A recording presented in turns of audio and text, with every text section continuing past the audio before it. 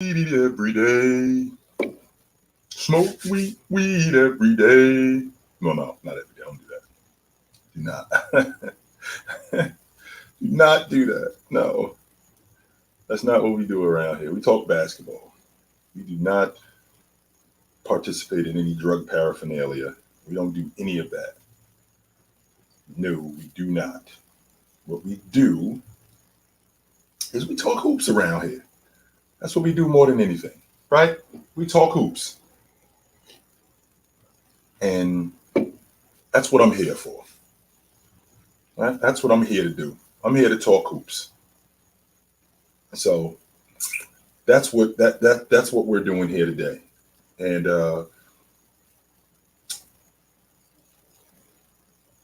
as you know, the word came out. Giannis signed his extension, which I think is dope. And the reason why I feel like that is because when you're concerned about your career,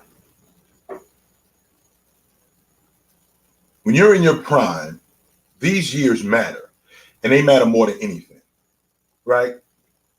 These years matter more than anything when you're in your prime. And Giannis is at a point in his career where he is trying to maximize his prime years, which I think are 5 more years. Of all the years that he has, I think that these next 5 years are prime years for him. So with that being said, right? So with that being said, right? With that being said, he has to make sure that there's an organization, or his organization is serious about winning. That's why he said, I'm not signing this extension. Because I personally think Giannis got 5 more years at this level before he starts to break down. Because the way his game is tailored, Giannis isn't going to last long the way he plays. He's not going to last long at this level. Giannis's game is predicated on athleticism, flight, and brute force. So I think Giannis got probably 5 more years left at this level. I ain't saying before he's over, because I don't think he's over. But I feel like before he starts breaking down. So with that being said, he needs to maximize these next 5 years. Right? I think he needs to maximize these next 5 years. And he's doing that, right? He's doing that with making sure that his organization is serious about winning. So when the Milwaukee Bucks go out and trade for Drew Holiday, they go out and trade Drew Holiday for Damian Lillard. And essentially what they do, is they trade Drew Holiday, who's made it clear that he's got 2 more years left on his deal. He's out after these next 2 years. He's made that clear. He's out. So because he's out, right? Because he's out, that doesn't help Giannis. Because that's only 2 more years. Well, if we only got 2 more years of Drew Holiday, Giannis is already saying that he's not really interested in signing an extension right now. We got to show that, we have to be serious about winning moving forward. So what do? They trade for Damian Lillard, who's got 4 more years left on his deal, right? They trade for Damian Lillard, who's got 4 more years left on his deal. Giannis sees this, and he recognizes that, okay, my crew, they are serious about winning. Don't get me wrong. Don't get me wrong. I still need to see this thing work, because I've seen Damian Lillard late in the playoffs. He's never played with a player like Giannis before, right? He's never played with a player like Giannis before, but I still have to see this thing work, because I've seen Damian Lillard late in the playoffs, and he's not very good. So with that being said, they've at least shown that they're serious. So when you're Giannis and you see that, you go, well, damn, I got to re-up. And what does Giannis do? Giannis signs a 3-year extension with a player op at the end of that. So now where Giannis was before this extension, he had 2 more years left on his deal. With him signing this extension, that leaves him with 4 years left on the deal, just like Damian Lillard. So now Giannis has 4 years left on his deal with a player op in the 5th year. Dame has 4 years left on his deal. No player op because, Dame's locked in. So at this point now, what's the touchdown for my 49ers, by the way? What's the window for the Milwaukee Bucks? That's the $1 million question. What's the window now for the Milwaukee Bucks? Because you got Dame locked in, you got Giannis locked in. You basically traded Dame. You've basically traded Drew Holiday. Drew Holiday's 2 years for Dame's 4 years. You re-up Giannis for 3 more years, which is really 2. So now you got Giannis and Dame on the books for the next 4 years. All right, so what does this mean moving forward? What does this mean moving forward? I think the window is 2-3 years tops. And the reason why I feel like that is because Dame thinks that he can play at the level he's playing. He thinks he can play at this level for another 5 years. I'm not buying it. I don't think so.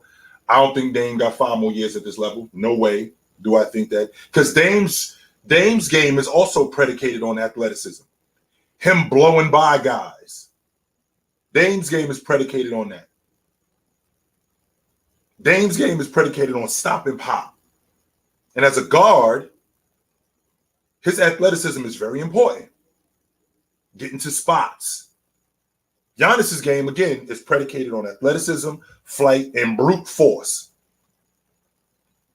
So, with that being said, you still got Bobby Portis in the fold. You just re-upped him, I think, last season. Right? You just re-upped him last season. You still got Brook Lopez in the fold. You re-upped him. You re-upped Brook Lopez. You got Jay Crowder in the fold. What happens to this group in 2 years if they don't win it? Well, you still got Giannis, and you still have Dame. The question that needs to be answered is how long is this championship window open for this crew? That's the $1 million question. How long is this championship window open? Because I feel like the Boston Celtics, as long as they got Jason Tatum and Jaylen Brown, as long as they got these 2 dudes, none of this other stuff matters. We can build, as long as we got these 2 dudes, we can build around them. As long as we got them. Right? So because we got them, we can build around them. And they're young guys. Jason Tatum's 25. Jaylen Brown just turned 27. So I feel like we still got a lot of years with these 2 guys. I personally think that they win in the NBA championship this year. I think that they are the guys that I think they're the guys who've been there the longest. And not only have they been there the longest, they also know the system. They know the system, so I think it's less difficult to build around those 2 guys than it is Dame and Giannis because they're new. They don't have any real history. Right? They don't have any real history and they don't have any continuity yet. We still got to see that with these dudes. So we don't really know what we're dealing with them. We don't. Right? We don't know what we're dealing with them. So that's really what that is. That's a fumble. Yep, that's a fumble. And Minnesota's got it back. Yep, fumble.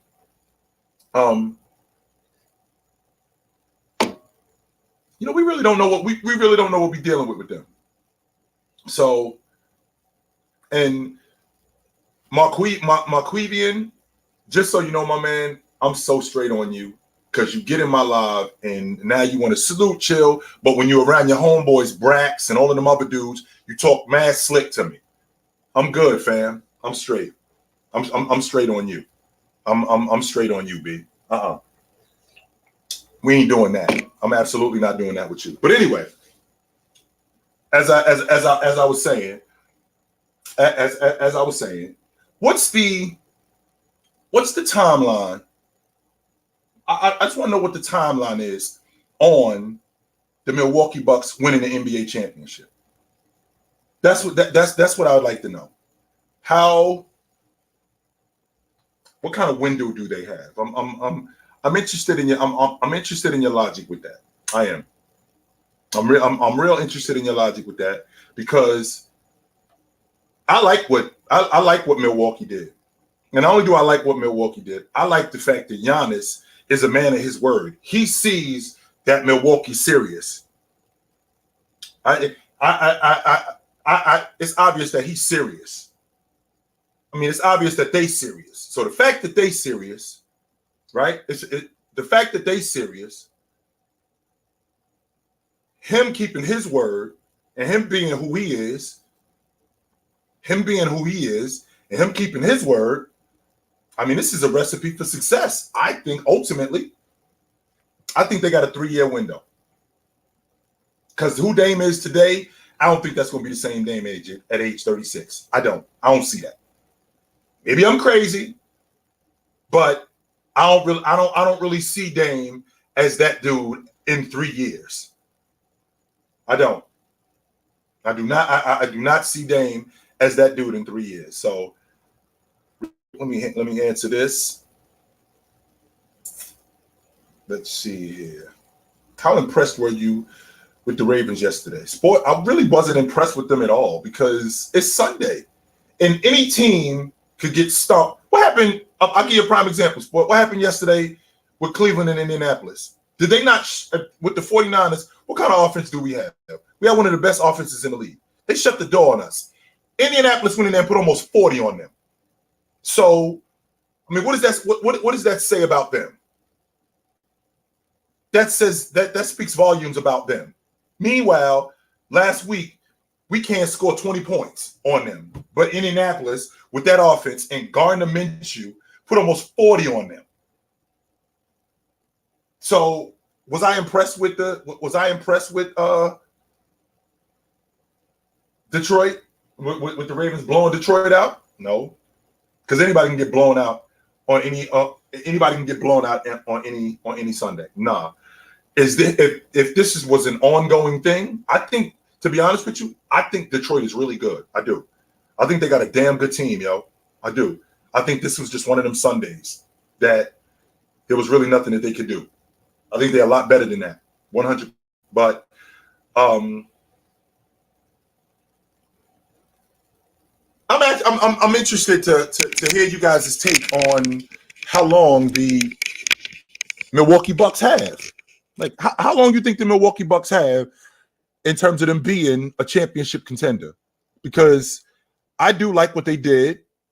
I love what they did with both with showing Giannis that they serious about winning and re-upping Giannis and him keeping his word. So I'm interested to know. I'm interested to hear your thoughts. JMC, you wrong about that. JMC, you definitely wrong about that. Yes, you are. You 100% wrong about that. Detroit got a good team, yo. They do. They got a good team. 100% they do. They got a real good team. And I was just saying this I think last week I was talking to my man Tone about it. That is Detroit a team that I need to be concerned with? I think I need to be concerned with them. 100%. I do. I feel like I need to be concerned with them. I do. But yeah, I'm interested to hear your thoughts on this. So, what up? Chill, can you hear me? What up? I have two questions for you. One of them is I wanted to know your thoughts on what did you think about the Jailblazers? I don't care about the Jailblazers. They had a good team, but after the Lakers beat them, they never were the same after that. Never. They were never the same. Why do you think that? Oh, sorry. That's what happens. That's what happens with teams. They never. There's times when a team loses and it basically shapes their franchise. But there's a time when the team wins and it also shapes their franchise. But with all of that being said, I want to talk about the Milwaukee Bucks. I don't care about the Trailblazers. I don't. I want to talk about the Milwaukee Bucks and what their championship window is. That's what I'm here for tonight. That's what I'm doing. 2 to 3 years. I think it's 3 years more than anything. I think it's a 3-year window. With Giannis re-upping, I think that all they got to do now is continue to put pieces around these dudes. And if they can continue to put pieces around these dudes, I think that they got a shot. I think the continuity is gonna be a big deal. But I do think that they need to put pieces around these dudes. A lot of defensive pieces. They have to do that. 100%. They have to try to find a way to hide Dame. There's no hiding. I think that you're another one of these dudes that get wrapped up in the narrative. Understand, NBA teams know who you are. They know who Dame is, so they can't hide him. What they can do, however, is they can protect him. They can put him in spaces where everybody knows who Steph Curry is as a defender. The Warriors can't hide him, but what they can do is they can have guys like Andrew Wiggins, like Kuminga, like Looney. They can have guys like Draymond protect him. Don't put him in pick and switches. Don't allow other teams to put him in mismatches. They know what they're going after, and teams do the same thing with Dame. They know how to go after him. It's up to Milwaukee to show that we got to protect this dude.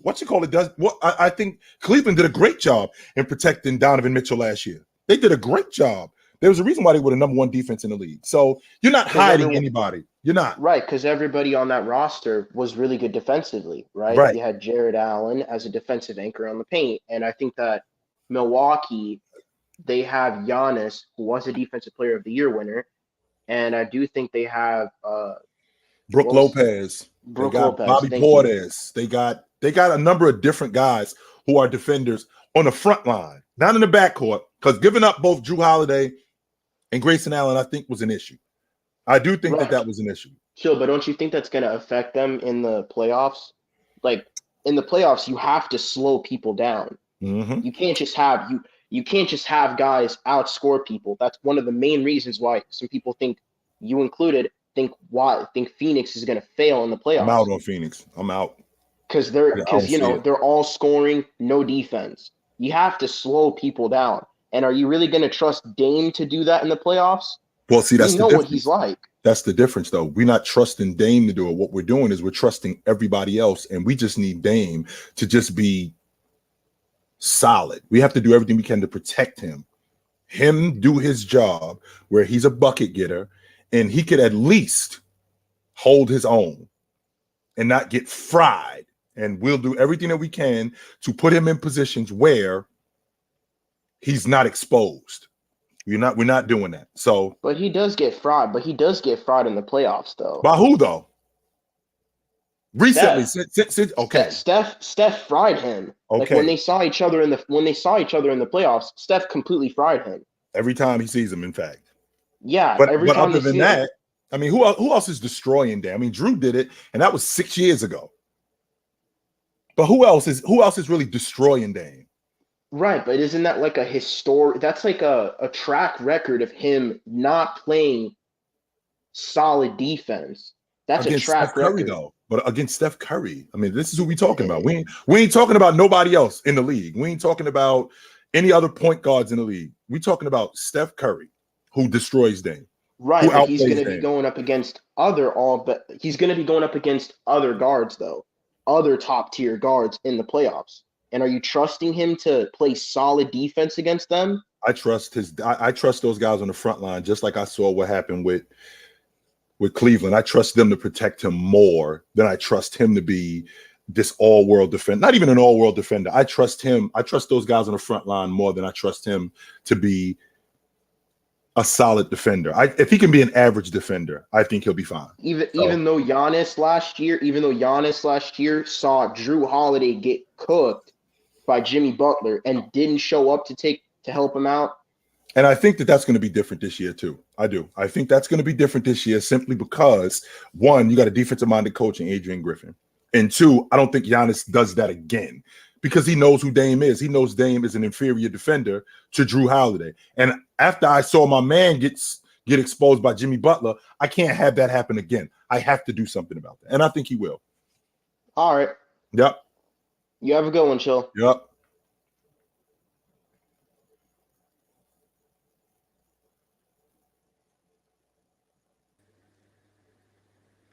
Yo, what up? Yo, what's up? What up? Hey, what's up, Chill, man? What up?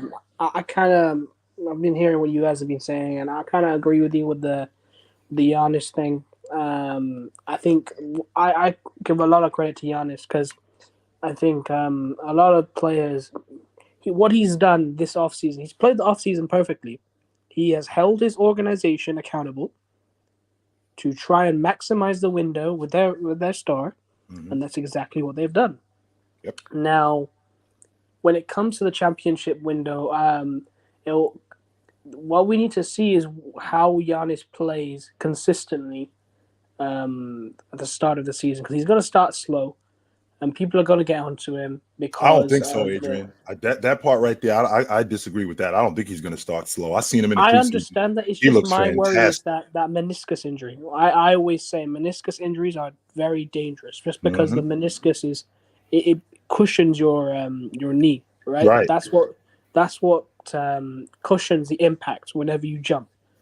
So maybe he is just a genetic athlete, which could be a factor where you've got these freak athletes. The way medicine is nowadays, maybe they could just recover immediately. But it's that's an injury that might take some time for him to settle in this season. But didn't we see that? Didn't we see that 2 years ago in the playoffs in 21? I mean that's a season-ending injury.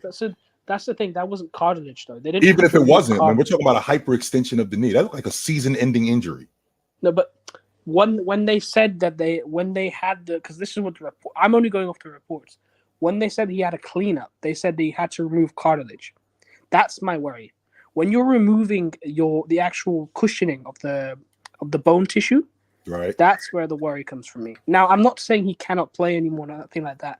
But that's also why I kind of agree with you with the 3-year window thing because Giannis is a player who also relies on that athleticism massively when it comes to the way he plays. That's his game. He attacks the basket.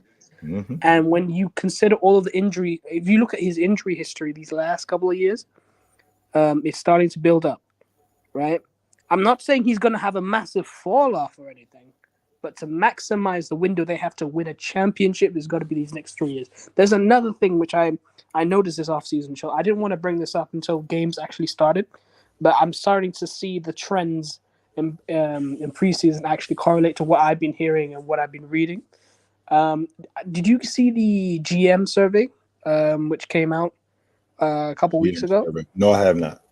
So it basically just gets, I don't know who makes it. It's from the NBA. It's on the NBA official website, but they kind of get the idea and thoughts of all the GMs. Now, not all of it's not necessarily true, right? Sometimes because some people, I think they had like the Clippers as one of the contenders and stuff, and it's probably obviously the Clippers GM put them as contenders, right? But one thing which I noticed was there was a question was like, who do you want to build your franchise around, right? That was one of the questions. Right. The top 3 in rankings, Nikola Jokic, Victor Wembanyama at 2, and Giannis at 3. Yep. Now that's interesting for me because rookies sometimes do get that within that top 5, but to be over an MVP immediately, that just tells you what the GMs thought of Victor, even before the preseason, even before the draft. That's what their thoughts were of Victor. Of course. And I understand why. Yeah, I understand. I understand why, but this might also be why because I don't know if you remember, but when the NBA brought all of this thing about the second tax, right? everyone looked at that and said, "Oh, okay, teams are going to get a little bit less reckless now when it comes to the amount of spending they do and their contract situation, their cap space, right?" But what we've seen this offseason is, I didn't want to fully go into this before until I saw the full offseason. I actually looked at all the moves. But if you look at all the teams who were over the salary tax last year, they doubled down and double invested into the salary tax this year. And the theory which is going around is teams realize that the window for a lot of these teams is getting shorter and shorter, and there is a growing theory that people are starting to believe that a lot of the young talent in this league, especially a player like Wembanyama, is gonna make it a lot more difficult for these teams to compete in the future. So now is the window to capitalize. That's what the league is thinking. Which makes sense. It does. Yeah. It makes a lot of sense. If this is the future of basketball, we better get it while we can, because once this guy figures it out, and this is what the league is going to look like in the next 10 or 15 years, and we're not able to get anything like that, well, shit, we better get it. We better get it right now, because otherwise we're going to be on the outside looking in for a long time. And I do understand that. I can get with that. Just on that point you made about the future of basketball, I agree with you in terms of we're going to see the big man return. We already have seen the big man return, just because you look at the last, 3 MVP candidates, they've all been big men.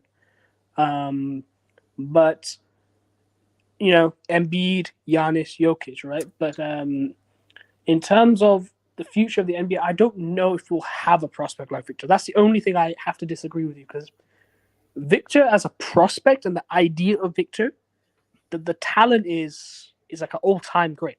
I don't know if we will ever see some level of that. And he has the biggest wingspan we've ever seen of any NBA prospect ever. So he's on the extreme of all extremes. I don't know if we will get a prospect like that in terms of skill, what he's shown already. Because I remember, I don't know who said it on one of the shows. I never said that I would see anybody like that again. I never said that. Yeah, so that's my thing. I disagree. I think that's the thing that you might. I don't want people to infer. This is what I think. If you're saying that, this is where the disconnect is. You're going to see a lot of 6'12" people shooting the long ball. This is what the problem is. The problem that we're having is that I think that there's going to be a bunch of Victor Wembanyama's coming out in the draft in the next couple of years. No, I don't think that. No, I don't think that. What I do think is, I think that he is the future of basketball. What I mean when I say that, player that's going to be coming out. Well, not necessarily the prototype of player.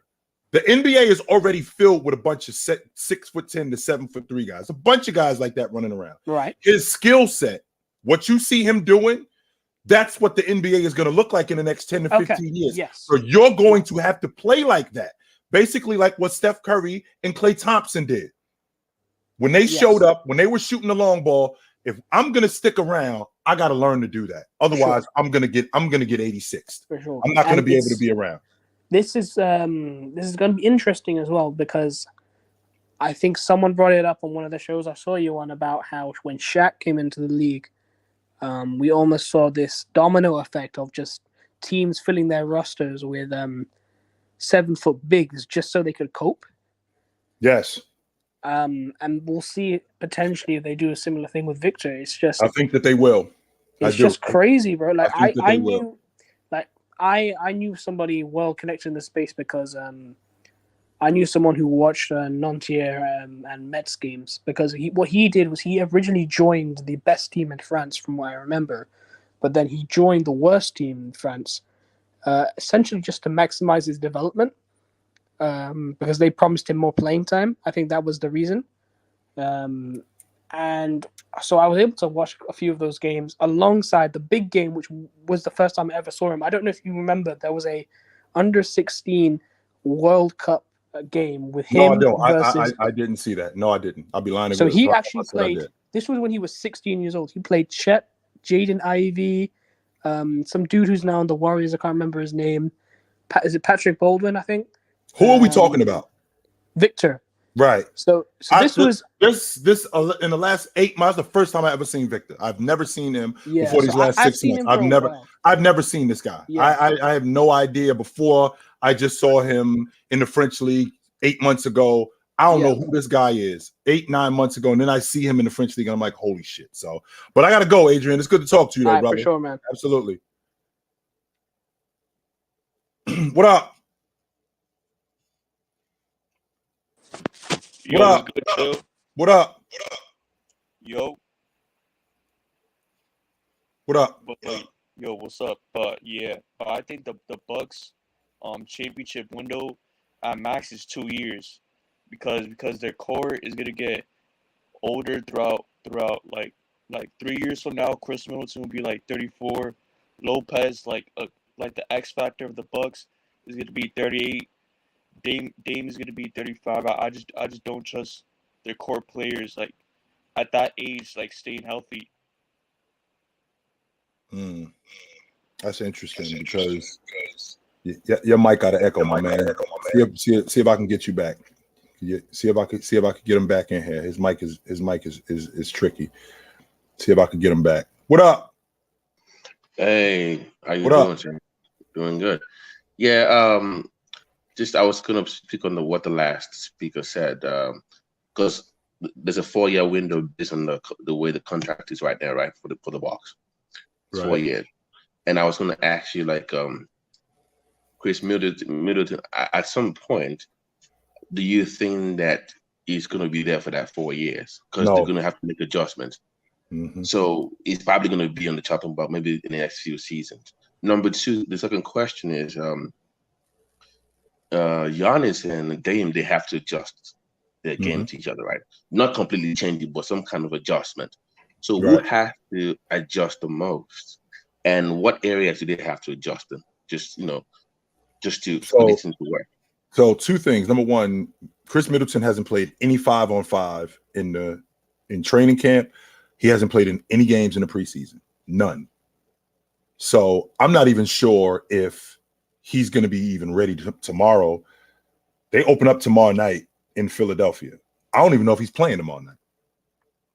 I don't even know if he's playing. I would be surprised.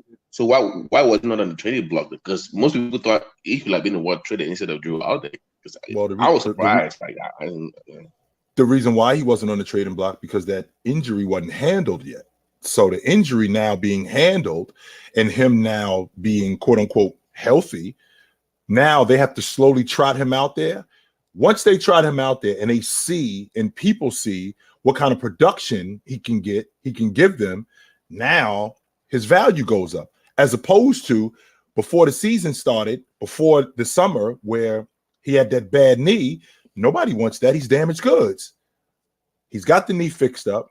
They're bringing him along slowly. They put him out there during the season, and he shows that I can play, and I can play at a high level. Then they can move him. Okay, so back to the original question, the adjustment of the game, Dame and Giannis. What do you think we need to adjust to the other, and how much adjustment do they need? And how long do you think they need to merge? 20 games in the season, 10 games, 5 games? I think it's going to take at least half a season before they. Wow.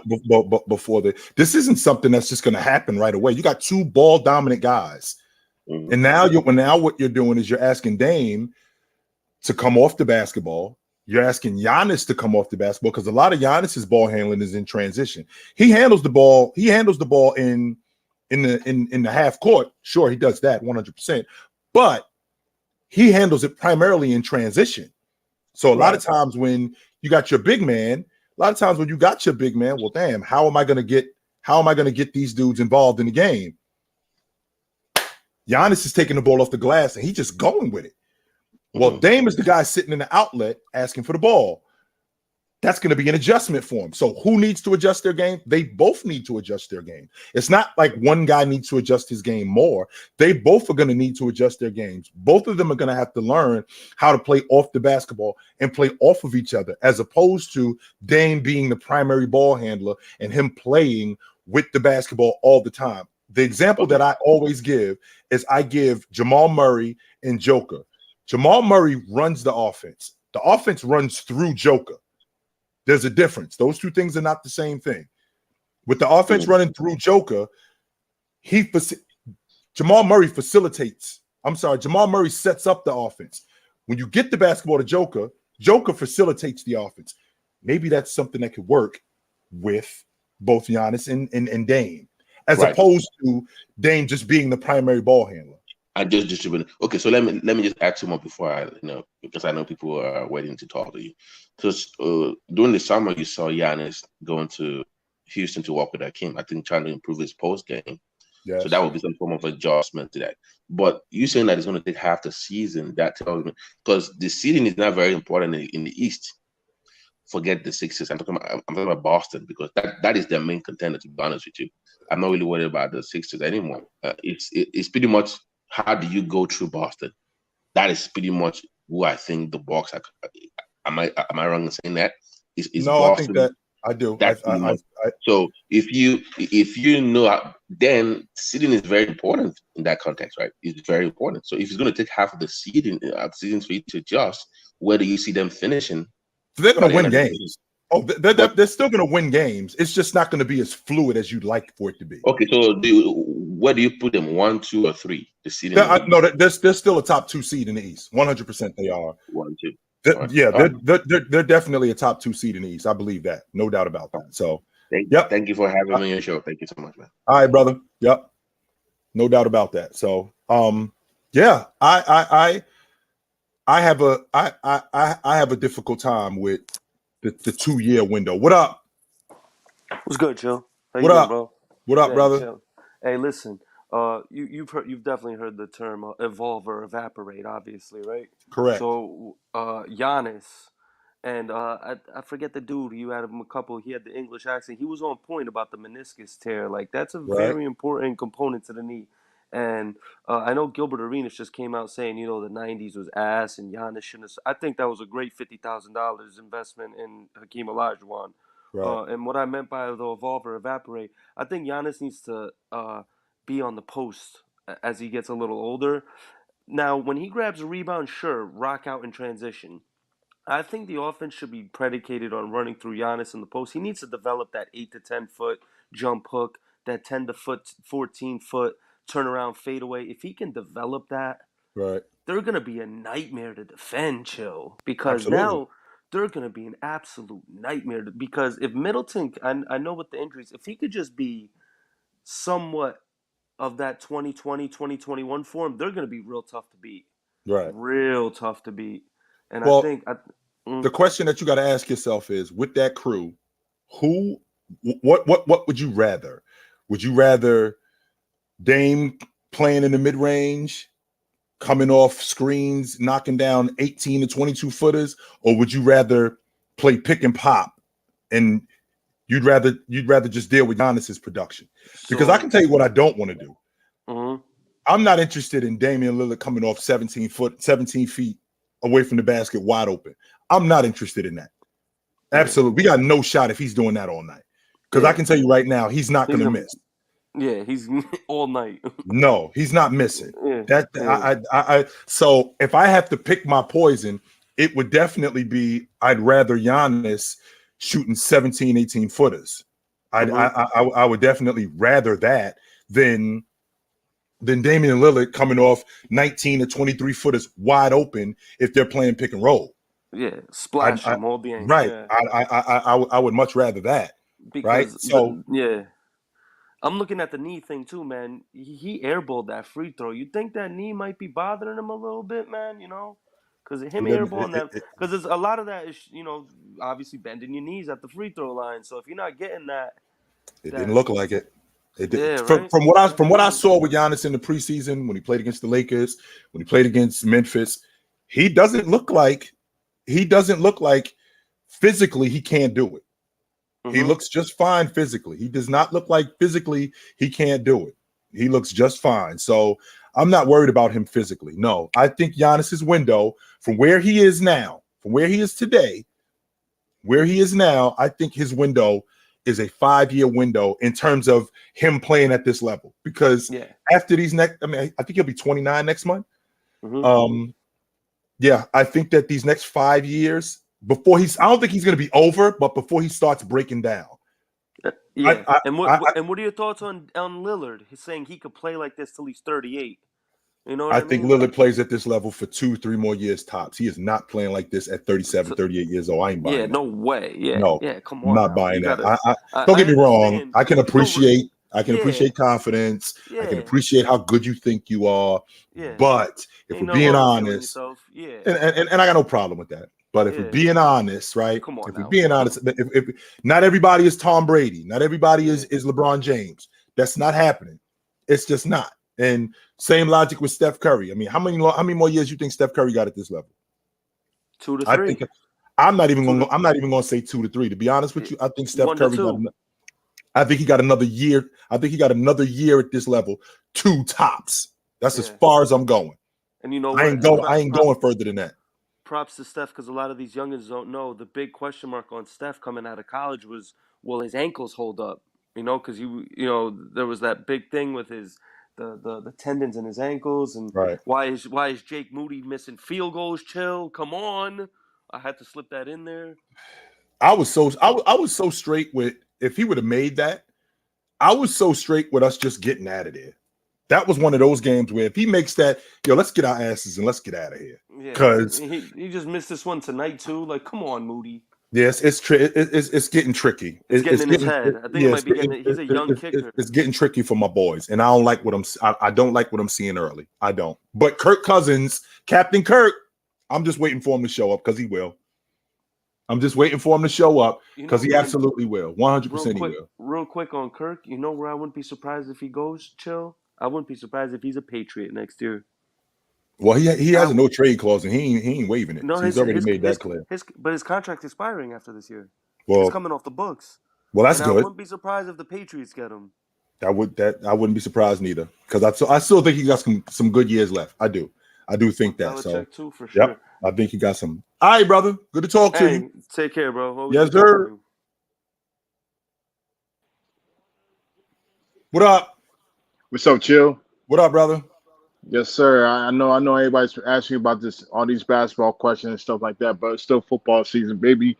I want to, pick your brains. Last time we talked about Lamar Jackson and what he's been doing. Now they talk about he's the MVP front runner, after weeks of bashing him, but it's neither here or there. I want to talk about who is your biggest disappointment so far this NFL season, like top 3 teams. The Patriots, I thought they would have been better. I did. I thought the Patriots was going to be a lot better than what they showed me. Green Bay, I thought they were going to be better. I didn't think that they would be as bad as they are.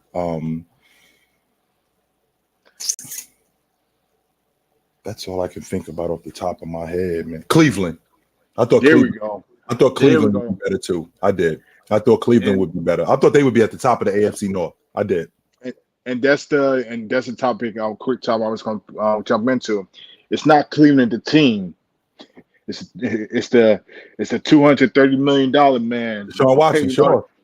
That's been stealing money so far, and it's going to be a big conversation on breaking the market.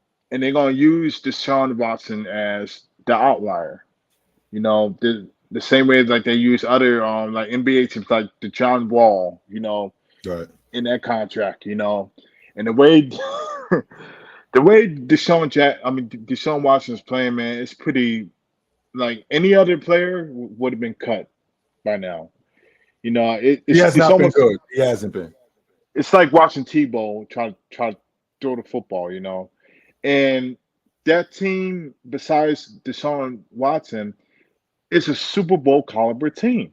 Right. You got Amari Cooper playing out of his mind, Kareem Hunt coming back, doing what he's doing, that offensive line holding up, that defense with Denzel Ward, who is an all-pro, by the way, this season. I don't want to hear nothing else. It's him and that guy in Seattle, Witherspoon, up there in Seattle, that's balling out. I don't like when you ask for a max contract, and which he deserved because what he did in Houston was phenomenal. But when you get all this money, you expect to perform, and you have a lot of people's livelihoods on the line. You got the coaches, his job is on the line. The GM, his job is on the line. The only person's job ain't on the line is the owner, and the owner is the one who flew out to meet him in person. So. I mean, they're in a no-win situation. I'm surprised that the Steelers are winning the way they're winning. It's like Mike Tomlin should be coach of the year, with their offense. Right. But so you had the Browns, you had the Patriots, and did you pick a third team? Oh, the Chargers. The Chargers.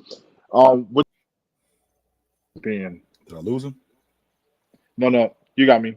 Okay. What do you think about the Chargers? I know that division is tough, but it really isn't. Denver's whack. Let's call Denver what they are. The Raiders are also whack. So I thought that I thought that the Chargers, and I'm probably in the minority, but I'm a Justin Herbert stan, and like how you talk about Deshaun Watson being that good. There's throws that Justin Herbert misses on that I feel like we should be past that. Yep. He should be better than what he is now. And I feel like he's still making the same mistakes that he was making 2 years ago. And he doesn't seem to be improving like I thought he would. So he's been a bit of a disappointment for me. Do you blame that on at this point, we can't blame on the coaching staff, at this point. We can't blame Kellen Moore. Kellen Moore has been, calling like some suspect plays. But this guy, Herbert's just missing wide open receivers at the end of the day. And not just yesterday against Kansas City, last week against the Cowboys, he's missing guys on 10-yard outs. He's missing wide open guys on hooks. And I'm thinking, he's open, man. Hit him. What are you looking at?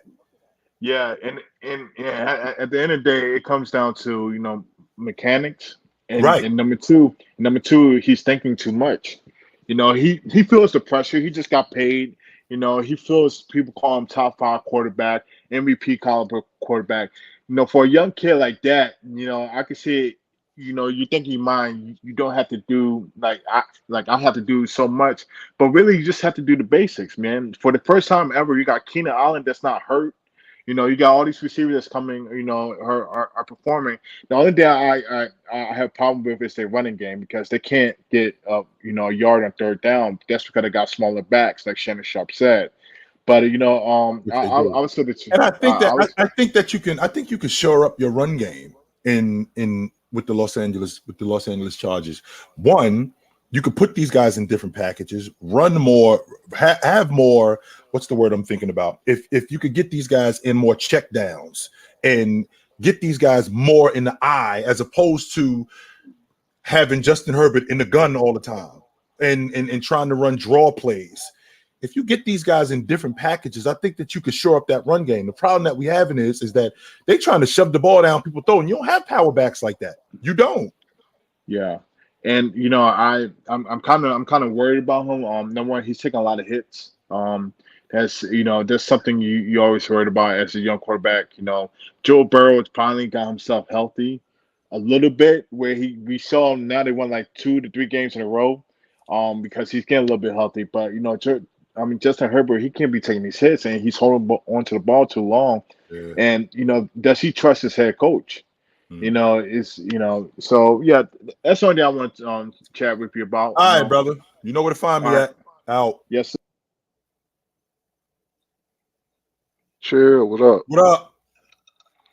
Let me ask you, man. I'm looking at the Bucks, and I agree with you. I don't think their window's gonna be open no longer than 5 years tops. I'm thinking 3. With that, yeah. You think 3? I'm thinking 3 years. I'm trying to figure out, because what would you say is their weakest position for starting? Point guard on the defensive end. Dame. I know that sounds ridiculous, but Dame as their lead guard defensively, they got to do everything that they can to protect him. And I've seen Dame in the playoffs. When we get into the later rounds, you see what it looks like with him. He looks great in the first round. Even in the second round, he's had really good outings. But when you get later into the playoffs, when you're running up against the better teams, Dame isn't as good. He's shown that.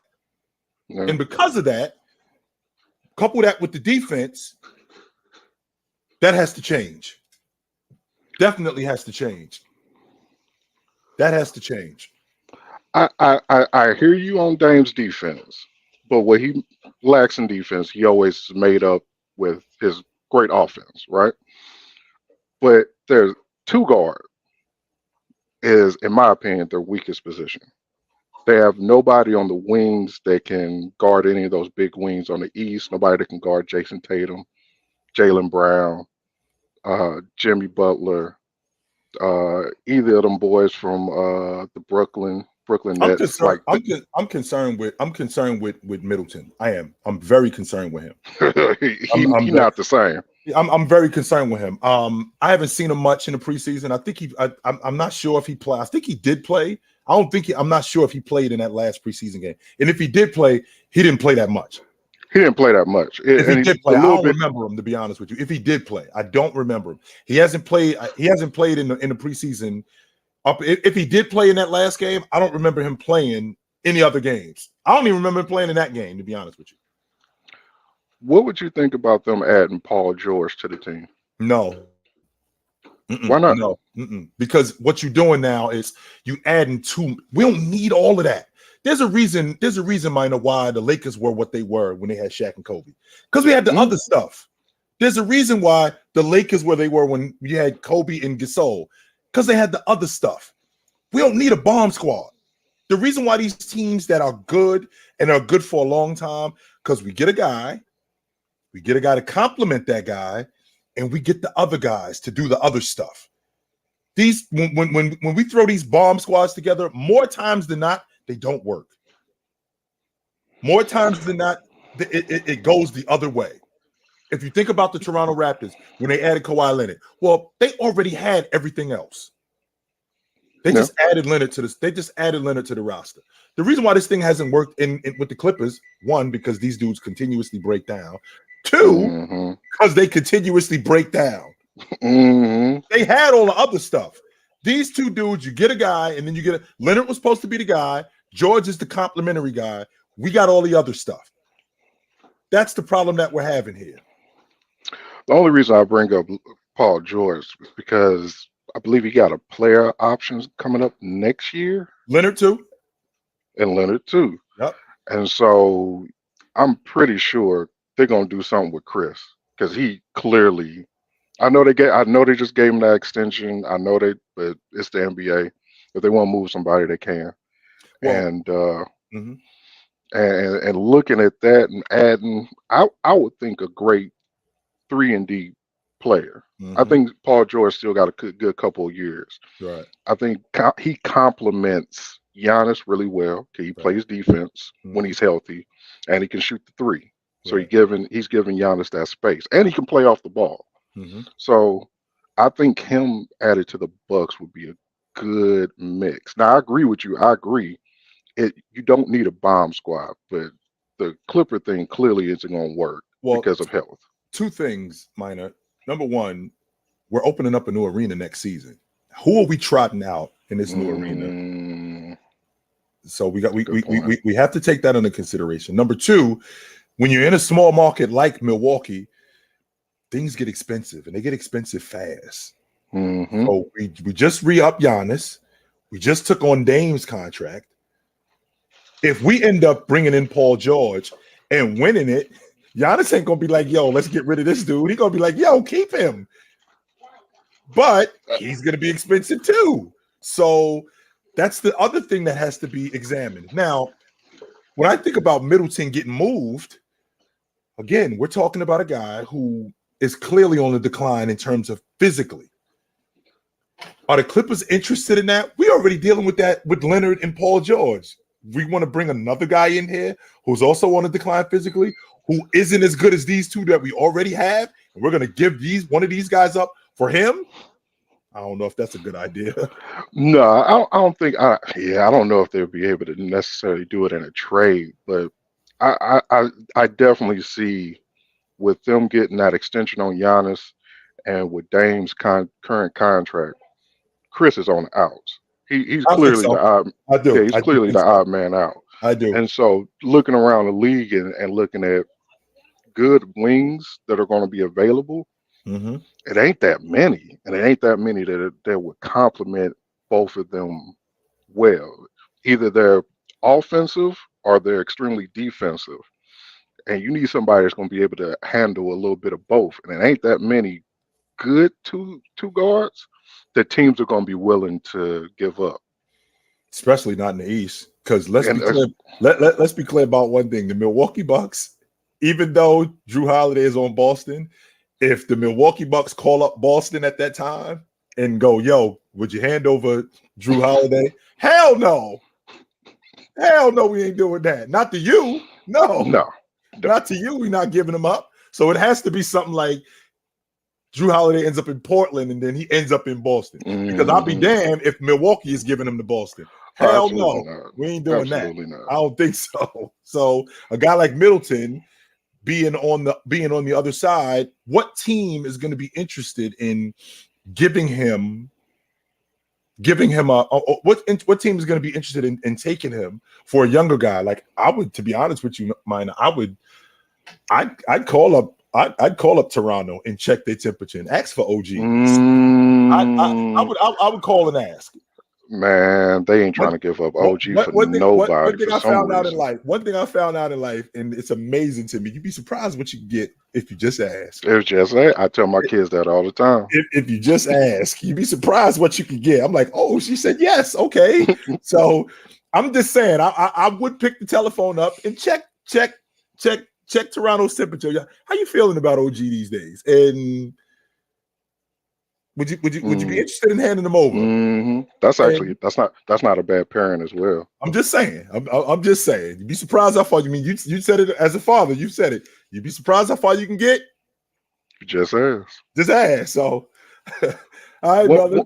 One more question. When it comes to the best scorers in the NBA of all time, who do you have in your top 5? Jordan, James. KD, Bryant, Jabbar. Can I ask you a question? Why do you think Elgin Baylor doesn't get the respect as a great scorer? Or Adrian Dantley. Or George Gervin. Because because Elgin Baylor played 60 years ago. That's why he doesn't get the respect that he deserves, even though he averaged 27 a game for his career. That's nuts. For his career, he averaged 27 a game. That's nuts.